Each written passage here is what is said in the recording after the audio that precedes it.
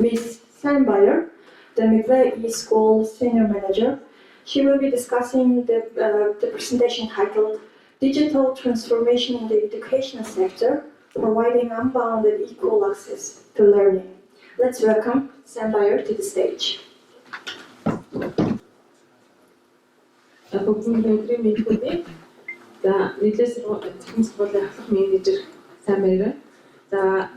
Утганбаатар даргын араас одоо миний хэлбэл тааж байгаа та бүхэн илүү ойлгомжтой ингээд болох байхаа гэж ингэж бодож байна. Тэгэхээр бид нар боловсролын яамнаас ер нь баримталж байгаа энэ захин шилжилтийн хүрээнд хийгдэж байгаа ажлыг бол боловсролын үндэсний судалгааны хүрээлэн боловсролын ерөнхий газар гэх мэтчлэн харьяа байгууллагууд нь нэлээд олон төрлийн судалгаа хийж энэ шилжилтийн үйл ажиллагаанд ямар одоо ахиц өөрчлөлт илүү давуу тал боломжууд үүсэж байгаа талаар бол сайн нэлээд өргөн юугаар хүрээгээр ингээд сонсон учраас энэ яг энэ дижитал шилжилтийн үед хийгдэж байгаа ажлуудын талаар товч танилцуулаад тэгээ үргэлжлүүлээд яг энэ хамгийн олон хүүхэдтэй захин сургуулийн үйл ажиллагааг бол энэ дээр нь бас танилцуулахаар бэлтгэлээ бэлдэж ирсэн байгаа. За боловсролын яамны үрээнд ирж байгаа захин шилжилтийг бол бидний 3 үндсэн үйл ажиллагаанаар бол авч үзэж байгаа. Эхний түвшинд бол авч үзэн. За нэгдүгээр нь болохоор сургалтын хөтөлбөрийг сайжруулж, контентын сан бүрдүүлэхгээ. За энэ дээр нь яг сургалтын хөтөлбөр дээр хийж байгаа үйл ажиллагаанаас өмнөх хэлбэрээр нэлээд сайн яригдсан.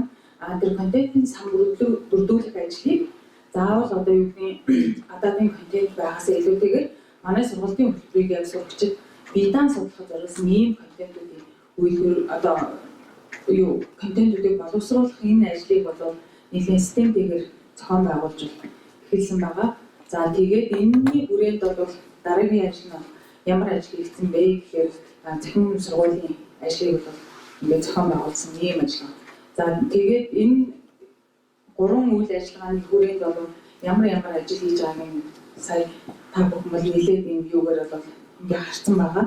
За тэгэхээр энэ ажлын хүрээнд бол энэ контентын захин платформын контентын сан бүрдүүлэх энэ ажлыг бол мэдээж дэлхийн банк болон бусад санхүүжүүлэгч байгууллагуудын одоо оролцоотойгоор бол нэлээд өргөн хүрээгээр бол 1 жилийн туршид 21 оноос хойш хийж боловсруулж эхэлсэн. За энэний үйл ажиллагааны хүрээнд бол зарим сургалтын хөтөлбөр дээр бид нар нэлээд шинжилгээ өөрчлөлт хийх одоо юм байна гэдэг нь бол судалгааны үр дүнгээс харагдаад тэгээ энэ ажлын хүрээнд бол 1-р ангиас эхлээд мэдээллийн технологийн агуулгыг хичээлийн интеграц байдлаар оруулах, 3-р ангиас эхлээд мэдээллийн технологийн хичээл ордог болохоор бол ингэж тусгаж оруулж гисэн байгаа. За энэ хүрээнд яг энэ мэдлэг платформ гэдэг одоо хэрэглэгчдэд бол нэг сайт хэлбэрээр харагдах боловсролын байгууллагын бол платформ хэлбэрээр харагдах энэ одоо системийн хөгжлийг бол нэлээд их сайжруулад за энэ дээр нь болохоор тэр олон төрлийн технологийн дэвшилтийг ашигласан ийм контентуудыг бол юу хийж одоо ирсэн. Тэгээд эдгээр контентууд нь бол хөвчлэн сурагчдад зориулсан байгаа бол энэ жилээс эхлээд бол багшид зориулсан контентуудыг бас нэлээд оруулж багшийг чадваржуулах юм үйл ажиллагааг бол бас зохион байгуулж байгаа илүү давуу талтай байна. За эдгээр контентын үйл ажиллагааны дараа бид нар яасан гэхээр нийтдээ нөгөө 3 үндсэн үйл ажиллагааны хүрээнд дэд үтсийн үйл ажиллагаа нэлээд их чадварчаад ирсний дараа нөгөө багшийн захин ур чадварыг дээшлүүлэх гэсэн энэ ажлыг бол манай сургуультай төвтэйгээр бол үйл ажиллагааг бол хийж байгаа гэсэн. За тэгэхээр мэдлэг захин сургууль байгуулагдаж эхлээд энэ захин сургууль сурагчдад бол нэлээд юм боломжуудыг олгохоор бол харж байгаа. За сурагч бүр хашин суугаад засаг захаар нээж тэгээд нөгөө хол ойрын одоо төвөөс алгасан байдлаас хамаарат өөрийн сонголтоор суралцах боломжгүй ийм нөхцөл байдал бол өмнө нь одоо 2016 оноос хойш хэрэгжиж эхэлсэн цахим судлах хөтөлбөр дээр бол гарч ирсэн бол за яг энэ сургууль байгуулагчнаар бол сурагчид өөрийн одоо сонголтоор суралцах ийм боломжийг бол үүсгэсэн. За энэ нь бол орон зайнаас үл хамааран энэ сургууль дээр бол ийм ангиуд үүсдэг.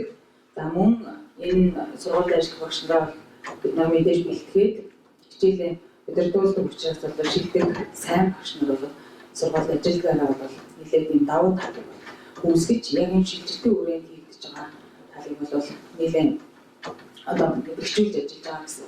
За мөн энэ яг шилжилтийн хүрээнд болохоор ямар ажлыг одоо яг нэлээд хөргүүрээр хийж байгаа вэ гэхээр яг сургууль бүрийг одоо захин интернеттэй болгох, за тэгээд дотоод сүлжээлийн орчин бий болгох, мөн одоо нөгөө нэлээд олон төрлийн дата баазуудыг хүлээж авах ийм сүлжээнүүд бол одоо үүсэж бий болсноор бол нэлээд их одоо энэ захин шилжилтийн хүрээнд хийх ажлуудыг хийх боломжийг бол олгож байгаа гэсэн. За эдгээр энэ боломжууд ингээд бий болгохын зэрэг мэдлэг захин сургуулиуд бол байгуулагдчихсан. За хоёр үндсэн зорилготойгоор энэ сургууль байгуулагдсан. Нэгдүгээр зорилго нь болохоор өөрийн сонголтоор суралцаж чадахгүй байгаа ахлынгийн сурагчдад тэгш боломж үзүүлэх гэдэг нэг үндсэн зорилго байна. За дараагийнх нь болохоор хэлийн чондод байгаа монгол сурагчдад зориулсан Монгол хэл соёлын нийгмийн хөтөлбөрийг боловсруулаад тэгээ энэ хөтөлбөрөөрөө хөтөлбөрийг цахимаар хүүхдүүдэд олгоод тэгээд бусад хичээлийг нь болохоор тухайн өөрийн одоо сурч амьдарч байгаа тэр орныхын хичээлээр дүүцүүлээд тэгээ Монгол улсын боловсролын яамнаас олгодог хичээлийн өмнөх олгох энэ боломжийг нь бол бас шийдэл болгож хийж эхэлсэн. Ийм хоёр үндсэн зорилготойгоор энэ сургуулиуд байгуулагдсан. За тэгээд даацын арай өөрөө их мэдлэгийн зүйлийг бол одоо бэлтгэсэн өгсөн зүйлээс бол харчих юм боломжтой гэж байна. За тэгвэл ийм сургуулийг бид нар зохион байгуулахын тулд үйл ажиллагааныхаа бүрээг дизайныг бол нэг юм 5 үндсэн одоо шаттайгаар алхамтайгаар бол хийж аваа. За энэ дээр бол бид нар эмнэлгийн бол төв болгож авч байгаа. Яагаад эмнэлгийг бид нар авч байгаа вэ гэхээр мэдээж шинэ үйл ажиллагаа бас энэ цахимаар сургуулийн бол энэ процесс бол дараа нь жишг болох ийм зүйл дээр бол ирээд байгаа учраас энэ дээр бид нар эмнэлгийн төв дээрээ байлгаад энэ нь болохоор сургуулийнхаа хөтөлбөрийг хэрэгжилтийг чимлэг, сургуулийнхаа үйл ажиллагааг чимлэг гэдэг энэ процессыг бол одоо давхарт нь хийж авч явах гэсэн ийм зүйлүүдээр авч явж байгаа. За тэгэхээр эхлээд мэдээж энэ сургуулийг байгуулахад бол мэдээж тодорхой хэмжээний одоо судалгаануудыг зохион байгуулж байгаа. За энэ судалгаан дээр үндэслээд бид нар юугаа хийж гаргаж ирэх вэ гэхээр за энэ сургуульд хэдэн багш байх боломжтой вэ?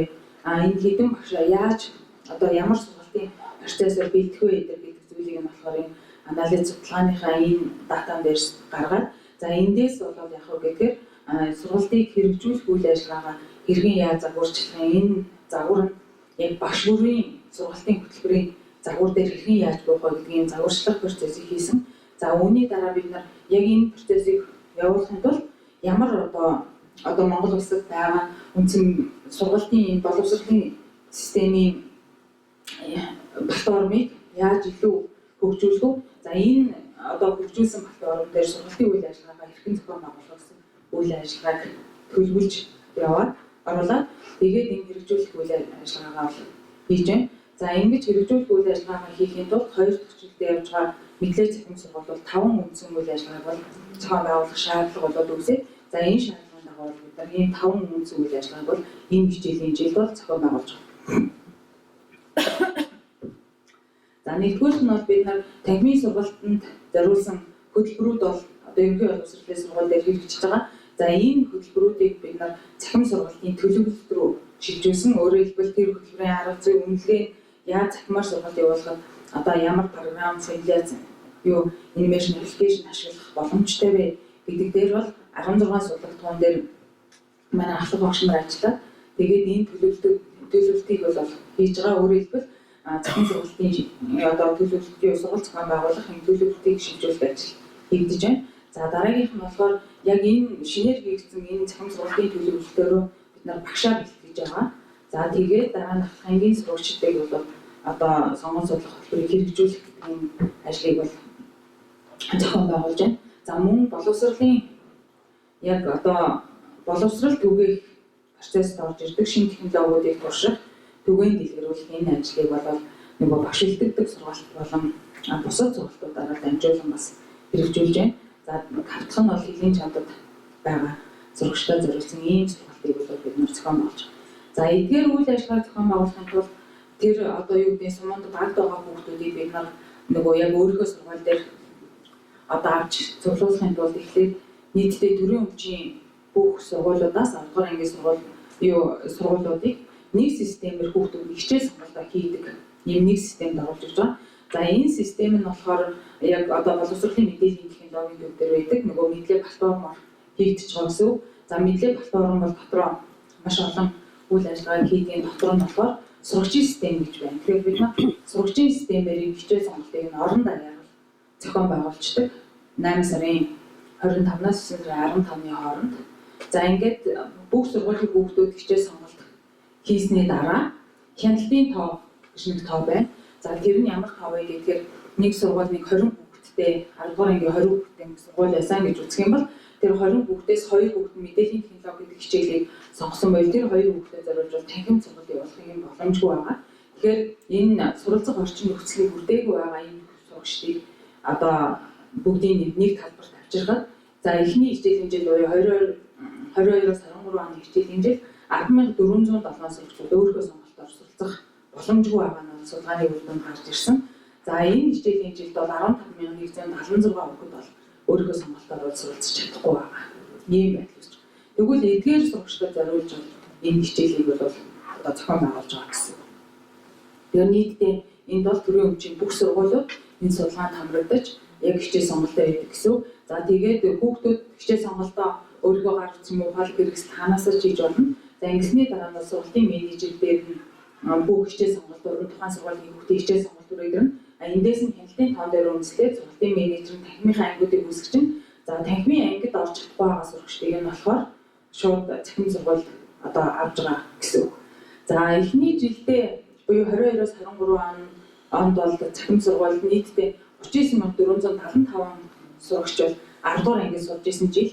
Тэгээ энэ жилд бол 36,701 хүүхдийг бол нөгөө системээр сонголтыг хийн үйл ажиллагаанд хамруулж чадсан. Тэгээд 98% нь ингээд хамраад за 98% нийт хүүхдүүд 98% хамрагдсан энэ судалгаанаас 10,407 сурагч бол өөрийн сонголтоор суралцж чадахгүй байгаа учраас эдгээр сурагчдыг бол 620 анги буюу бүлэг болгож 158 багш бол 16 сургалтын бол цахимаар зохион байгуулсан ийм зүйл байна. За мэдээ цахимаар зохион байгуулахад багш нар манд бэлэн үү гэвэл бас мэдээж бэлэн биш.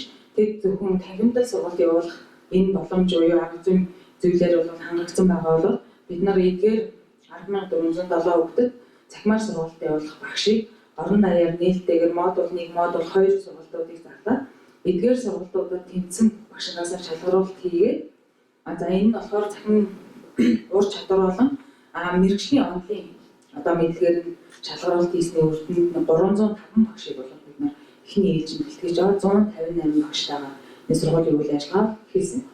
За сургуулийн үйл ажиллагааг цааш нь тогтвортой илүү одоо нөгөө яг технологи зөвлөсөн одоо сургууль явагдаж байгаа учраас тэр технологийн үйл ажиллагааг одоо илүү яг багш нартаа өдөр тутам болгож технологийн шинжилгэүүдийг өдөр тутам хүргэж явахын тулд ийм 5 төрлийн үнэлгээг бол манайх цахим сургууль дээр хийж байна. За энэ 5 төрлийн үнэлгээ нь бол танхимын сургууль дээр бас хийгддэг. Гэхдээ багшийн өөрийн үнэлгээ буюу сурагчийн өөрийн үнэлгээ бол одоо яг сургуулиуд дээр бол яг одоо бижээд гэдэг юм уу эсвэл яг тогтмолцсон юм үнэлгээ бол биш. За энэ 2 төрлийн үнэлгээг бол цахим сургууль дээр хийж байгаа нь бол нэлээд их давуу талаа гэж ер нь бол харж байгаа. За багшийн өөрийн үнэлгээнд дээрээс яагаад энэ үнэлгээг хийлгэж аваа гэхээр багш мэдээж нөгөө ялгаатай төвшөнтэй өөр хэл соёлтой ийм хүүхдүүдийг нэг ангид авчирсан байгаа ангид сургалт явуулж байгаа учраас багш яг энэ өөрийнхөө өдөр болгон одоо эргэж харж байхын тулд энэ датаг бол энэ өөрийн үнэлгээгээр бол зурлуулж аваад энэ датан дээр гарсан үнэлэл дээр бол багш өдөр тутмын хичээлийг сайжруулах энэ үйл ажиллагааг бол зохион байгуулдаг.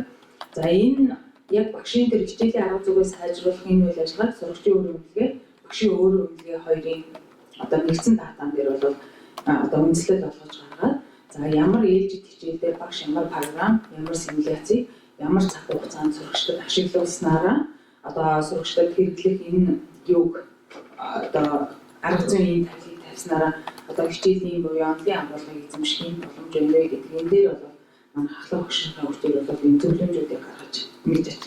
За бусад төрлийн үнэлгээ нь бол ердөө боловсролын сургууль дээр хийгдэх ийм үнэлгээ.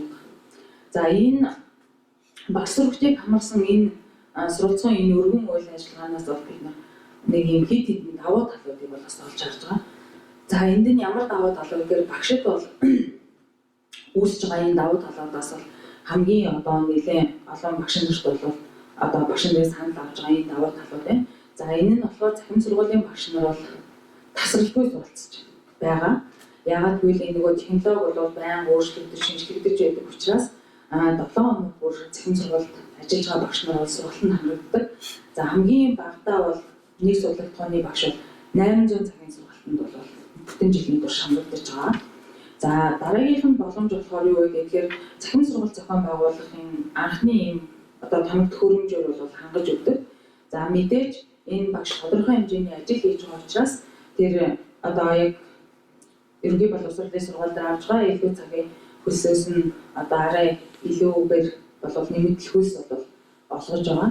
За тэгээд нэг сургуулийн багш биш одоо нэлээд олон сургуулийн багш болж байгаагаар энэ багшд бас нэлээд давуу тал байгаа гэж ингэж харж байгаа.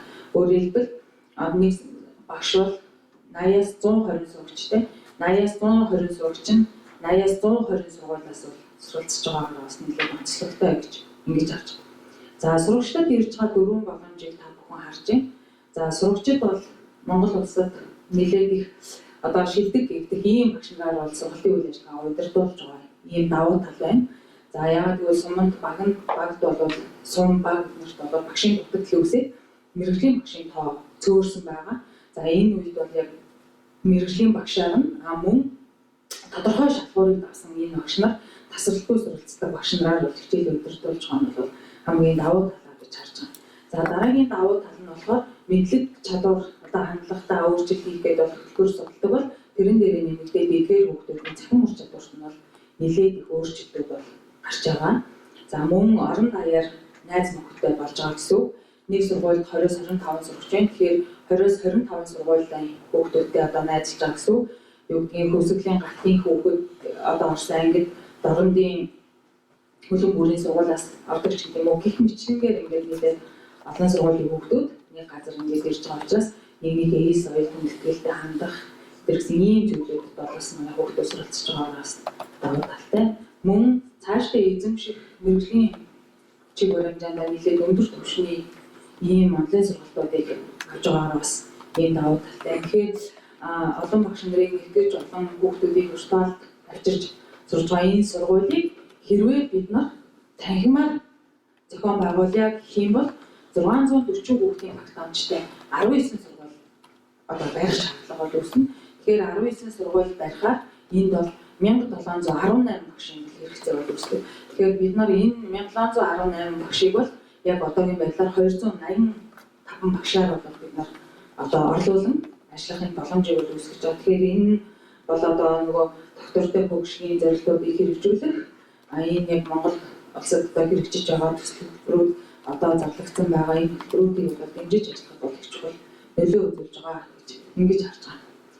За энэ сургууль суралцж байгаа хүүхдүүд бол 21 аймаг 9 дүүргээс болоо суралцахаас гадна Солонгос улс дахь Монгол сургуулийн хүүхдүүд бол бас манай сургууль суралцдаг гэсэн үг. Тэгэхээр манай сургуулийн багш нар бол төлөв даяар энэ багш болох ийм зүйл бол эндээс харагдаж байгаа. За манай сургуульд яг одоо энэ хичээлийн жилдээ 475 сургуулийн 17176 сурагч 284 багшаар 1020 бүлэгт хуваарлагдаад хичээл сургалтын үйл ажиллагаа зохион байгуулагдаж байгаа. За тэгээд энэ нь болохоор 10 дугаар ангийн 16 хичээл 11-р ангийн 16 хичээлийг бол зохион байгуулж байгаагаар бол нэлээд давуу талтай гэж ингэж харж байна. За бид яг сургуульд хаанаас хэдэн хүүхд сурах юм бэ гэж засаг цагааны нэгжийн байдлаар ингээ харахад Улаанбаатар хотын 119 сургуулиас манай төвөөр суралцдаг бол аймгийн төвийн 114 сургуулийн хүүхд суралцж байгаа. Эндээс хамгийн олон нь болохоор сумын төвөөс хүүхдүүд суралцж байгаа та бүхэн бас харж байна. За манай хөвчлэн сумууд бол нэг сургуультай. За нэг 10% нь болохоор нэгээс 2-оос 3 сургуультай юм сумууд бол байдаг. За нөгөө хуучин сангийн аж ахуй байж гад одоо засагсгааны нэгжийн багш хилцсэн ийм 7 баг дээр бол 12 жилийн боловсрол олгодог, бүрэн боловсрол олгодог ийм сургуулиуд бол хичээж байна. Тэгэхээр эдгээр сургуулиудын хүүхдүүд бол бүгд манайд одоо суралцж байгаа гэсэн үг. Тэгэхээр 7 багийн хүүхдүүд бол манайд суралцдаг. Эдгээр багийн хүүхдүүд бол бүгдээрээ манай сургуульд бол 4-өөс 3-аас 4 сонголтоор суралцж байгаа гэсэн үг. За тэгээд Монгол Солонгос улс дахь Монгол сургуулийн 32 хүүхэд бол манай тус өөрийн сонголтоор суралцж байгаа. За энэ сургуульд ч гэсэн бас мэрэгжлийн багшийн тоо цөөн багшийн дутагдал бол үүссэн байгаа ийм сургууль. За эдгээр одоо сургалтыг бид нар зохион байгуулахад 484 багш бол ингээд суллагтхан болгонд харилцан ялгаатай. Тоотой ийм багш нар бол манайд ажилладаг. За эдгээр багш нар нь одоо ямар давуу талыг үүсгэж чаддаг вэ гэхээр мэрэгжлийн бүлгээр ажиллах, хамтран хөгжих гэдэг ийм давуу талыг одоо үүсгэдгээрээ одоо багшид бол тасралтгүй ачаалал ихтэй энэ үед багшийн ачаалал ихтэй байгаа. Энэ үед бол манай сургуульд ажиллах юм хөшүүрэг нь болж өгдөө гэж бид нар бас харж байгаа. За өөрөөр хэлбэл хийм дээр бол 37 багш байна.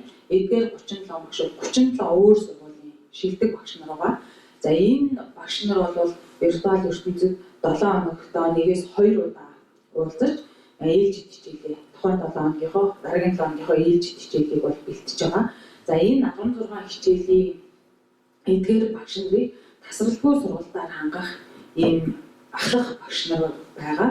За эдгээр ахлах багш нар нь болохоор мэрэгжлийн профессор, дидактикийн ийм багш нар бол байгаа. Энэ багш нар нь болохоор нэлээд өндөр агуулгатай энэ сонгоны хөтөлбөрийг онлын төвшөнд бол ямарваа нэгэн алдаагүйгээр одоо сурагчдад зохион байгуулах, онлын алдаа болон цахим ур чадварыг одоо багшийн цахим ур чадварыг дээшлүүлэхэд бол ажиллаж байгаа. Мөн яг энэ өндөр түвшний онлын агуулгыг цахимаар зохион байгуулахад ашигладаг програм симуляцуудыг бол ашигладаг гэсэн. Тэгээд сургуулийн үйл ажиллагаа болохоор 2 төрлийн сургалтаар явагдана. Шууд холболтын буюу синхрон холболтод 7 хоногт 1 удаа яг тогтсон цагтаа 15-аас 17 цагийн хооронд. Тэгэхээр манай сургуульд ажилладаг багш хүүхдүүд бүгдээрээ ямар вэ гэхээр өглөө нь 50-ийн сургалтанд хамрагдаад багшийн хичээлээ заагаад хүүхдүүд нь 50-д очиж сургалтанд суурчаад за өдөөс хойш буюу 5-аас 4 гаригийн 15-аас 17 цагийн хооронд бол цахим сургуулийнхаа синхрон сургалтанд бол хамрагдана. Мөн асинхрон талбар дээрээ болохоор яг тухайн гишэндээ тухайн 15-аас 17 цагийн хооронд цас шуурга, интернет тасалдах, тог тасрах гэсэн ийм үйл ажиллагаанаас хамаарат хүүхэд яг шууд холбоотой сургалтанд оролцож чадаагүй бол яг уу гэхээр нөгөө асинхрон талбар тавигдсан хичээлийн бичлэгээ үзэх, бие даах гэрийн даалгавраа хийгээд буцаад хэрэгцээнд өгүүлэх гэдэг ийм системийг бол одоо оруулж ажиллаж байгаа. Учираас сурагчид маань бол нөгөө ямар ч тохиолдолд хичээлийн агуулгаас хоцрохч гэдэг юм уу одоо ойлгохгүй үлдэх гэдэг ийм асуудал бол харьцангуй бага байгаа.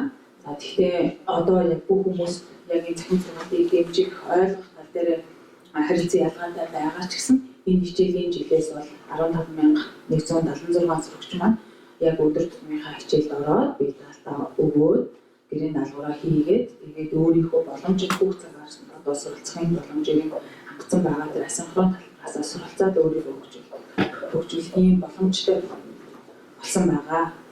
За тэгээд яг энэ сургуулийн үйл ажиллагаа яг хийгдэж байгаа судалгаануудын талаар одоо яг энэ эрдэмшилгээ нь 2 удаага бол хэлэлцүүлж байгаа. Тэгээд жилээс иргэдсэн энэ цахим сургууль дээр явж байгаа судалгааны дата бол маш өргөн хэмжээний дата үүсэж байгаа учраас энэ талаар та бүхэндээ ингээд танилцуулж байгаа баяртай. Та бүхний ажил амжилт хүсье. Баярлалаа. Thank you, Ms. Sambayer, for this informative presentation. And now, do we have any question from the audience? Okay, yes, please. Сонирхолтой хэлцүүлсэн. Сайн нөгөө багш нар гэдэг шүү дээ. Юу судалгаануудаараа. Тэгэхээр энэ одоо багш нарын бүрэлдэхүүн зөвхөн ерөнхий боловсролын багш нар багтж байгаа юу эсвэл одоо гихтээ сургуулийн багш нарын шаардлага боломжтой юу? За мэдээж нөгөө зарим одоо энэ 16 хичээл бол 2016 онд сонгон судлах 15 багш төлбөрийн 16 хичээл бол сонгон судлаа гэдэг энэ зүйл бол одоо гараад явж байгаа ч гэсэн яг амьдрал дээр бол 10 хичээл нь сонгон судлахаар байсан. Тэгэхээр 6% хичээл ногт нөгөө хэрэгжиж чаддаггүй байсан гэсэн үг. Тэгэхээр нөгөө тэр хичээлийг одоо яг зохион байгуулах ийм туршлагач гэдэг юм уу тийм зүйл бол төлөвшөөгүй байсан учраас бид нар яг ерөнхий боловсролын зөвхөн багш ажиллана гэдэг тийм хатуу юугаар бол бариагүй. Тэгэхээр яг энэ дээр яг хөтөлбөр боловсруулсан сурагчийн хийсэн ихтэй сургуулийн багш нар ажилладаг. Мөн одоо сургуулийн менежер захирлууд бас манайд ажиллаж байна. Боловсрол шинжилгээ ухааны газруудад ажиллаж байгаа мэрэгчлэнүүд бас ажилладаг гэсэн үг. Тэгэхээр багш нарын болохоор бид нар яг ерөнхий боловсролын сургуульд байх талаар бол заагаад учраас тэд нэр маань өөрснөө яг модус сургалтанд хамрагдаад тэгээд шалгалтанд тэмцэх юм бол одоо манай сургуульд ажиллаж байна. Тэгвэл сайн хийсэн байх тийм. Тэгэхээр одоо сонгол судлах хичээл байгаа шүү дээ. Тэгэхээр сонгол судлах хичээлийн агуулгын нэгдэл сургуулийн одоо тэр ерөнхий сүрийн агуулгатай энэ холбогдож өгдөгөө. Тэгээд одоо яг ерөнхий сүрийн агуулгатай холбогдож өгдөг бол танаа одоо нэгдэл сургуулийн багш нар хэрэг заадаг энэ агуулгыг одоо дараагийн шатны сургуульд бүлээн зөвшөөрөх, дүүцүүлэх тийм талаар тайлж цааш нь хөгжүүлэх чиглэлээр хийж байгаа ажил байгаа юу? За нөгөө 6 хичээл нөгөө эхний жилдээ хэрэгжиж байгаа гэж хэлсэн. Одоо 2 дахь жилдээ одоо орж байгаа юм 6 хичээл нь жишээ нь 600 хичээлүүд бол ерөөсөө танхимд бол сонгоны хичээлгүй байсан. За тэгээ энэ дээр болохоор бид нар ахлах багшаараа яг энэ 600 хөтөлбөрийн багт орж ажилласан жигжиг багшийг ингэж оруулсан нь болохоор яг энэ ажлыг цааш нь дараа нь энэ хүүхдүүд яг архитектурын анги гэдэг ч юм уу одоо техникийн сургуульд очлоо гэж бодоход тэр хичээлийг нь одоо нөгөө шалгалтыг аваад дүүцүүлэх гэдэг энэ үйл ажиллагаан дээр бол бас бид нар судалгаа нэлээд хийж бол ажиллаж байгаа. Тэгээд явандаа бол мэдээж энэ ахлах сургуулийн эдгээр бол нөгөө кредит систем рүү шилжээ. Тэгээд энэ нэгдээ сургуульд очиход бол тэр дүүцэх ийм зүйлрүү бол орно гэж харж байгаа. Нөгөө хэлийн чандад байгаа сурагчдад зориулсан сургалт бол нөгөө гадаадд үүсэх хичээлийн бол дүүцүүлэх ийм гэж байна. Одоо яг журмын төсөл дээр хэрэгжиж байгаа.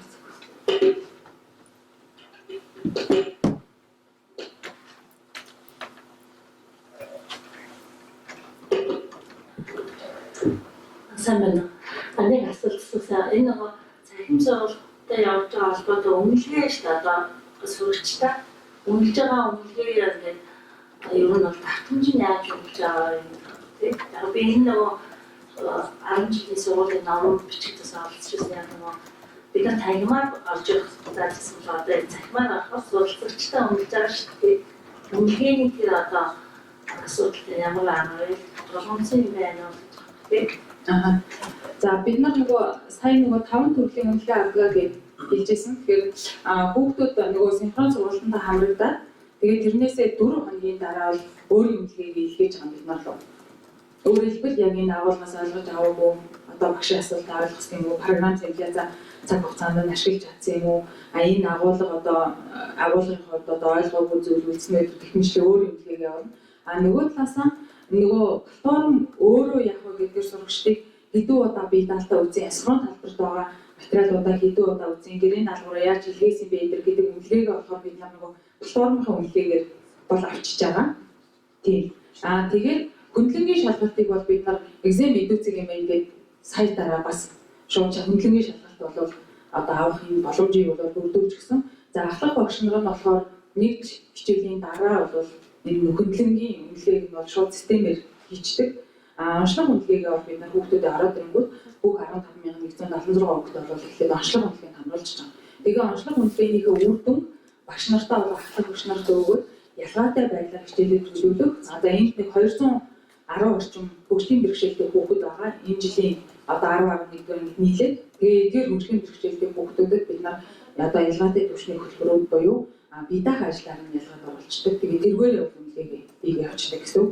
Зарим хүүхдүүд нэлээд удаан ойлгох бол одоо тийм хүүхдүүд бол бас нэлээд бол хийдэг бол орж ирсэн байгаа нэг 20 эд хүүхэд бол нэг тийм хүүхдүүд байгаа. Тэр хүүхдүүдийг бол бид нар нөгөө хэдэн удаа хичээлээ давтаж үзээ. Тэрний даалгавраа дараа даалгавраа ойлгох тэр үед нь бол үнэлгээг өгдөг. Тэгэхээр яг бичлэгийн танхимд нь одоо зэрэг үнэлээд бид нэр явдаггүй гэсэн үг. Асинхрон талбарын суралцж байгаа процесс нь бол нөгөө платформоор үнэлдэг учраас тэр платформ үнэлгээ дээр хамтаа ажилладаг. Okay, thank you, Ms. Sanbayer. So that was the last presentation of this session. Let's give applause to all of the presenters here today.